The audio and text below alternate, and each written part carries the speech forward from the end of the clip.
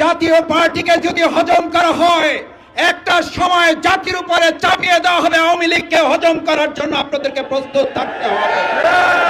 নূরকে যারা হামলা করেছেন, আমাদের মাথায় রাখতে হবে, নূরের অনুসারী এবং নূরের অগ্রগামীরা এখানে আছেন।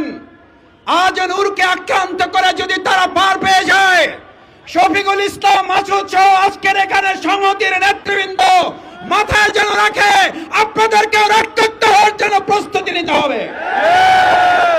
আমি সংহতি সমাবেশের এই প্রোগ্রামে প্রথমে বলতে চাই, এই স্টেজ যদি আজকে মনের এবং মুখের কথায় প্রকৃত ঐক্য এবং সংহতি আমরা জানাতে পারি, তাহলে আওয়ামী লীগ যেভাবে পালাতে বাধ্য হয়েছে, 14 দলের সাথে তাদের দোসররাও পালাতে বাধ্য হবে।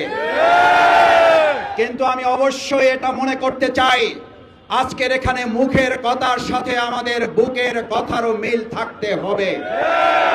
আমরা এখানে একটা কথা বলে যাব, আবার বাইরে গিয়ে আমরা কাজের মাধ্যমে দেখাবো যে না, জাতীয় পার্টিকে আমরা নিষিদ্ধ করতে চাই না।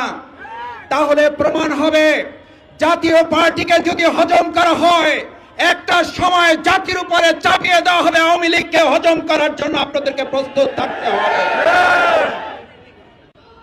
আমার ভাই এবং বন্ধুগণ, নূরকে যারা হামলা করেছেন, আমাদের মাথায় রাখতে হবে, নূরের অনুসারী এবং নূরের অগ্রগামীরা এখানে আছেন।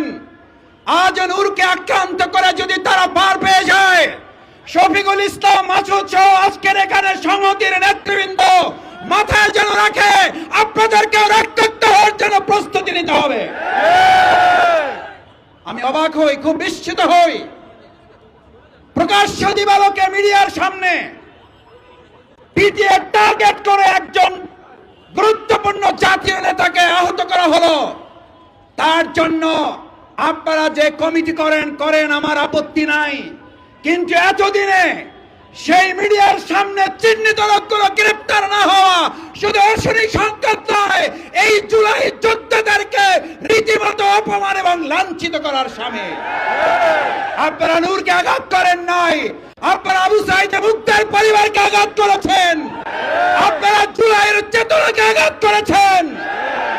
আমি বক্তব্য শেষ করতে চাই একটা কথা বলে, আজ নূরকে আঘাত করার মধ্য দিয়ে এই প্রশাসন যদি এটা প্রমাণ করে তারা একটা প্রোগ্রামের নিরাপত্তা দিতে পারে না, আমি আমার সামনে উপস্থিত ভাই বন্ধুদের জিজ্ঞেস করতে চাই, তারা আগামী দিনে অবাধ সুষ্ঠু নিরপেক্ষ নির্বাচনের জন্য লক্ষ লক্ষ কেন্দ্র পাহারা দিয়ে আওয়ামী দোষর মুক্ত করতে কি তারা সক্ষম হবে? আসুন, বিচার এবং সংস্কারের প্রশ্ন সেই জন্য এসেছিল। আজ এখানে বক্তব্য দেওয়ার কথা ছিল শেখ হাসিনার বিচারের দাবিতে, অথচ আজ আমাদের কথা বলতে হচ্ছে নূরের উপরে হামলাকারীদের বিচারের কথা বলতে। আমাদেরকে আস্তে আস্তে সহনশীল করে ফেলা হচ্ছে।